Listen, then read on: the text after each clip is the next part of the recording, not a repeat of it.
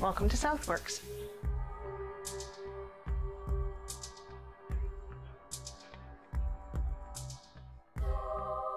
Well, thank you very much, Laura, for being here today. And how are you doing? Oh, fine, thanks. That's good. For myself, growing up around this region, I remember ages ago that giant tiger used to be across the road, and that you used to be able to come in actually from that one side.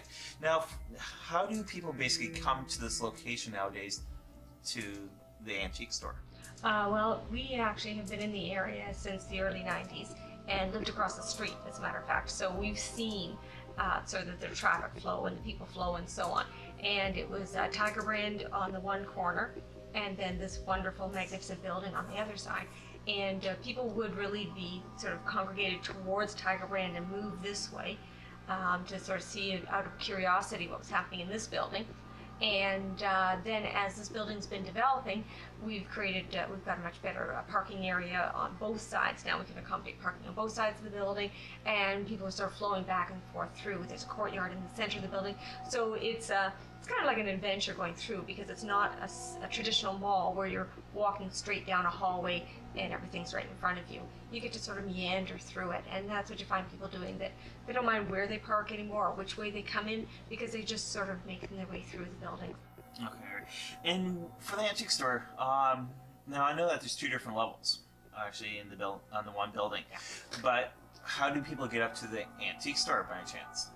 Well, the building is shaped in a U, and the side that we're on does have 2 stories, and we're the 2nd story. So the whole buildings are built into the hill. So when you're in the antique shop, the front entrance is main level and so on from the top of the hill compared to down below. So there's the parking has a ramp that comes up, and there's a walkway without stairs and so on, so you can come up the ramp. But at our level, there's additional parking here as well. So when you're at the top of the hill, you feel like you're still on a main floor. Oh. And you can just come right through the front doors and go 400 feet that way. Our side of the building is almost the size of the whole city block. Okay. All right. Now, your stores that you do actually have with inside, not the antique store itself, but also in the mall. Yeah. What type of varieties do you guys actually offer by any chance? It's actually really very extensive. There's a real effort made to make sure that there's a cross-section of shops, so there's something for everyone when you come in here. There's a good selection of shoes and clothing, so that you can do some one-stop shopping, and you'll get everything from your dress-up shoes to your running shoes, and your clothing from your casual to your finer, and then some housewares as well. We've got some really good brand names and some really unique independent shops, which is what's kind of nice. Okay. And within the antique store here, what type of selections do you find people more or less purchasing? There used to be a time when we first started where you could see some trends and so on. And now, it's so eclectic. People really want to make a personal statement. They want whatever it is that they buy to reflect themselves and either their taste or their personality or their collection, what it is that they personally collect, and have that out for show and to share with people. So it's there's no real rhyme or reason or patterns anymore. The only thing we can tell is when there's been a particular decorator show on, perhaps that might be accentuating or sharing railway lanterns. All of a sudden, in a week, we'll sell a lot of railway lanterns. So we'll see some of those short spurts of common themes. But overall, it's a real strong variety, from furniture to jewelry to, glassware to figurines to, so we've got some mid-century modern, a lot of potteries and artwork and so on. So it's with 30,000 square feet, it's quite extreme differences. Okay. Now, the one thing that I've actually heard over time, there's been some motion pictures actually shot here. Now, there's one that's on the internet, and also that there's other filming going on. Can you sort of elaborate about that by any chance? I'm not as intimately involved in them coming and using the site itself, but of course we always know when something's going on, and there was the filming that was right here on site that was kind of exciting to be a part of, and we tried to sort of be flies on the wall or mice in the corners to watch and see what was going on. But we're in a really great part of town that is also close to a lot of other filming that they do in Cambridge. From our downtown pass through us, up to there's some property near Langdon Hall, or can't think of the building, but there was some filming done really close by as well. So there's a lot of character in the neighborhood, and so I think it draws the filmmakers. Okay. Now, do you find though that the producers, even the crew, actually of the filming, do come into your store and actually purchase some of the merchandise actually for sets? Yeah, actually, yeah, they do. Because a lot of the stuff can be difficult to find when you need to find it, and they aren't going to be able to necessarily store it. We've got some regular companies that will come in looking for props, and they're looking for both things that will be in the background of the film as well as things that the actors will be handling. So it's great fun to work with them, and then to go off to the movie and start trying to pick out things that you've seen at the shop. And we've had the good fortune of having a number of movies come shopping for props, etc. Oh, well, that's cool. Now, to do with hauntings. All right, I know that this area has great, rich hauntings. It's basically because of the stone, though, that it's actually the walls, which is limestone and granite and all that. Now, have you had any claims actually happen to you by any chance? And if so, can you explain to us what has happened? To speak just for myself, I haven't had any sort of clear, obvious things that have happened to me, but I also prefer to avoid to have things happen to me. So I was told that all I need to do is come in and just let people know that I just want to be left alone, and I'm okay. I've got enough staff to work with. I don't need any more people to be working with. So a number of our staff and our customers have all got a lot of stories that they share with each other. I haven't myself, but I'm okay with that. Now, are you actually scared? Oh yeah. By any chance? Because that's one thing that I do find that a lot of people are actually like, oh my god, I'm petrified. Yeah. But one thing I used to say to people is, are you scared of people? No, I'm scared of the dark, and there are some people that I'm a little afraid of too. Okay. Yeah, do you know what? I think it's about the unknown, right? Yeah. The unfamiliarity and the unknown, and of course, your imagination, and it's great to be part of film production, et cetera, but it certainly ends up growing your imagination, and that starts crossing the line when you don't want to have it. All right. And the other thing, though, is, have you ever had any teams come in by any chance, and how easy is it for people to get in contact with you that are full legit teams? Yeah, we have had, actually, we've had twice we've had people in to monitor, and we've been most accommodating to them, because we do have a number of our employees and our customers who have had experiences, and they're curious and they want to know more about it, and learn if there's stories behind it, or presences here and so on. So we're very cooperative. They just have to introduce themselves at the front counter. We will need some legitimacy, of course, to them and their purpose, and then we've been very cooperative, happy to solve some mysteries. Okay, and what are some of the stories by any chance, though, that from customers? From customers. That you've personally heard of? Yeah, we've because I'm in the office and I don't get on the floor quite as much as my staff do, I don't get quite as privy to it. But we have had, I was at the counter and a customer had come up and told us how much she enjoyed her visit at the shop. And we're very happy to hear that, and how much she enjoyed speaking to our ghosts. She had quite a good conversation, and to let us know that they were really very happy to be here, and they were very complacent and satisfied, and enjoyed being in this space. And so we thanked her very much for the information, and she left. Thanks so much for having us here, actually, at Southworks Antique Store. Oh, you're more than welcome. Can you explain exactly to us of how Southworks became Southworks? Originally, it was Babcock's Wilcox, which is still in existence today. And they were boiler makers that used these facilities here and have moved on to another plant in Cambridge. Okay. Now, Judy, I know that Southworks has been more than one company in the past. Can you sort of explain what has been actually here to do with the time period right back in the 1800s up till the actually 1970s. What took place here was in our area alone, it was a pattern shop.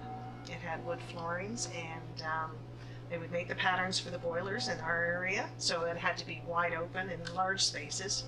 And down below us was all the foundries and the furnaces and that.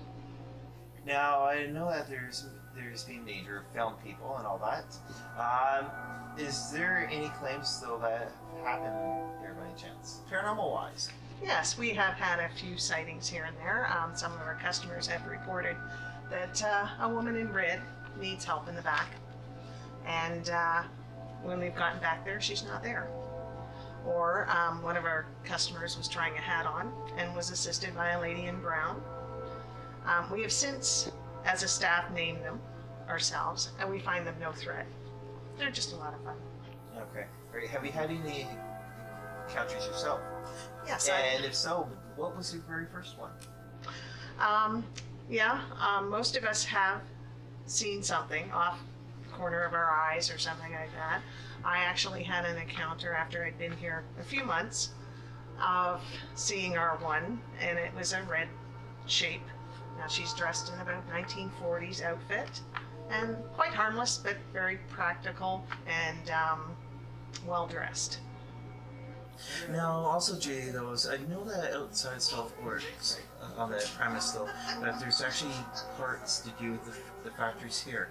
Was there any other factories that were actually here within the grounds before Babcock and Wilcox came in? The second factory is now our parking lot, and one of our dealers' grandfathers used to work there, and he was saying he used to go visit as a child, as it was out in the parking lot, and it's such a shame now it's just a parking lot. I'm not sure what they did, but they did have the maple leaf. They were the first company to use the maple leaf. Okay, all right. Now, what we're going to do, though, is we're going to take a couple looks actually at photos. Can you start explaining what the first photo is about by any chance? The first one is actually shot down below us. It's the foundry itself, where the blast furnaces were. So they would actually take the patterns from upstairs here and move them downstairs. The second one was actually of the workers that were in here.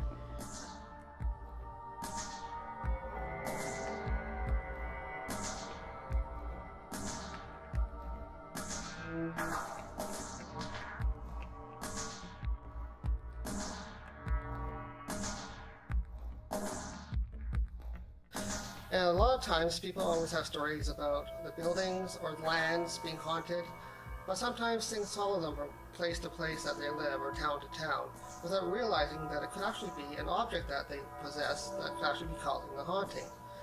Now, one theory behind this is that the energy gets absorbed into these objects that people own, whether that be a metal object or a soft object.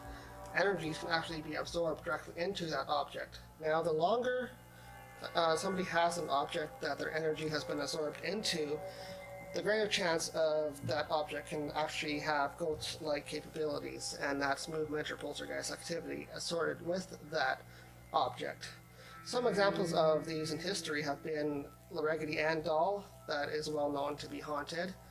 There's also the Crying Boy painting, which is a famous painting that people actually had back in the old days, and it's said to have been haunted. There's also an example of a doll that's been haunted that's well known, called the Robert the Doll. And this doll is known to be haunted as well, which is actually currently being kept in the museum down in Key West, Florida. So these are just some examples of haunted objects. Okay, a few minutes ago we were just discussing the term haunted object and what it means. And I have now here with me Judy, who looks after this area in the store, and she has some interesting stories actually about this location with some of these toys here. So can you tell us a little bit what happened here one day? We do lock check every night and every morning and sometimes during the day. So our cases are locked, especially with the toy area here. They have to come to us and ask for our keys to open the cases. We came in the morning, no one had been in all night, and there were toys on the floor. The cases, how they actually got from the case onto the floor then? we have no idea. The cases were still locked, Right. but the toys were on the floor, and they were definitely from that case. So that's one mystery that we can explain, how an object can actually have energy attached to it, because how can you explain something being inside a locked case like this, and then overnight, the next morning, the workers discover them on the floor?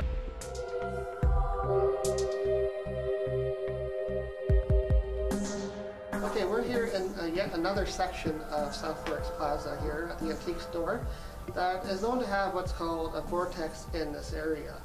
And we're going to try right now something, a little experiment. It's a Frank's box or spirit box device that I have here, and we're going to try to do an EVP session here and see if we can't communicate with any of the spirits that are actually coming in or out of this vortex. And right now I'll just walk right into the vortex, which is right here beside me. And it's reported to be right in this general area right here. So what I'll do, I've already got the Frank's box running, and I'll just turn it on and start asking some questions.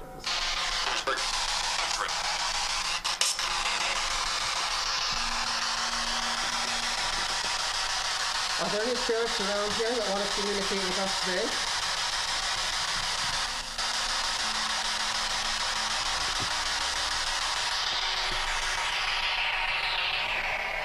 What's your name?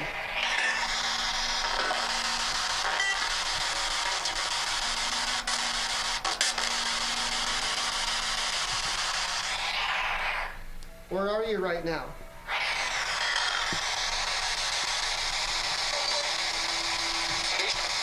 Sound like somewhere? Something like that? Are you a male or a female?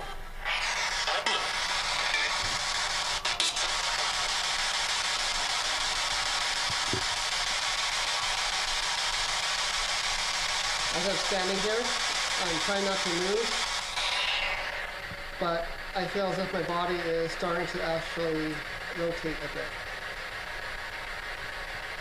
Right now I really feel like I'm being pushed backwards.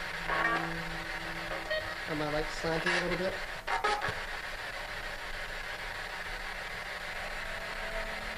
Is this a spirit that's pushing me right now, or is it the vortex itself?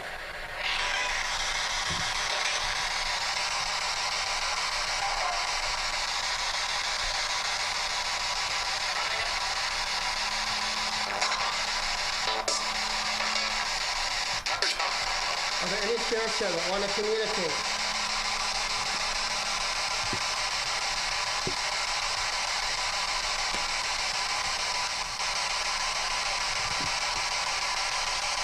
Have there been any spirits that have died here in the past, when it was a foundry or a factory? I just heard yes right there.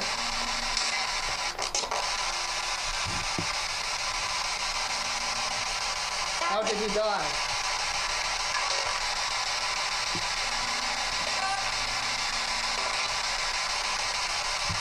You want to communicate.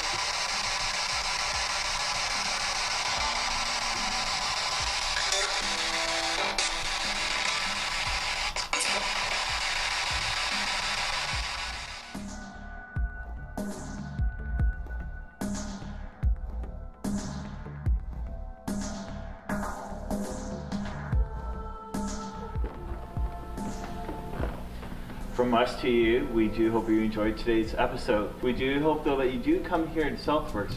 And also if you have any questions while you're here, or even any questions, feel free to ask the staff members or even Judy here that's helped us out throughout tonight.